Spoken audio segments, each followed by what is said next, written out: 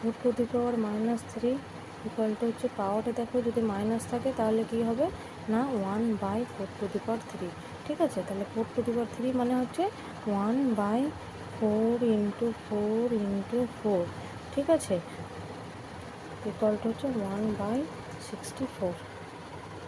ওকে, এরপর দেখো এটা যদি রেসিপ্রোকাল বা রেশনাল নাম্বারে থাকে তাহলে ওর রেসিপ্রোকাল হয়ে যায়, পাওয়ারে যদি মাইনাস থাকে ঠিক আছে।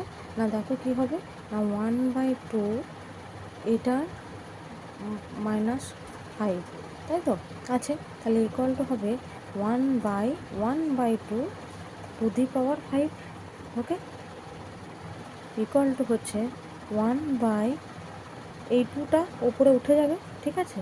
তাহলে 1/2 two the power 5 equal to হচ্ছে 2 to the power 5 equal to কত 32, 2 to the power 5 equal to হচ্ছে 32।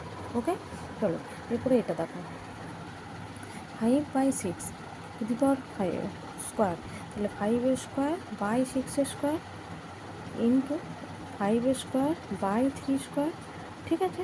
তাহলে এখানে হচ্ছে 5-এর পাওয়ার যদি সেম থাকে ঠিক আছে, বেসটা যদি সেম থাকে তাহলে পাওয়ার দুটোর মধ্যে প্লাস হয়ে যায়, তাহলে এখানে হচ্ছে 4 বাই এটা কত না এটা হচ্ছে দেখো 3 to the power 2 into 2 to the power 2 ঠিক আছে, ইন্টু 5 1 আছে এখানে 5টা তো প্লাস হয়ে গেছে, তাহলে এখানে 3 টু দি পাওয়ার 2 ঠিক আছে, ইকুয়াল টু দেখো তাহলে 5 to the power 4 by 3 to the power 4 into 2 to the power 2 ঠিক আছে।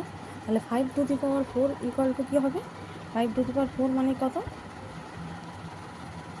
625 বাই 3 টু দি পাওয়ার 4 মানে 81 ইন্টু 4 ইকুয়াল টু হচ্ছে তোমার 625 বাই 4 32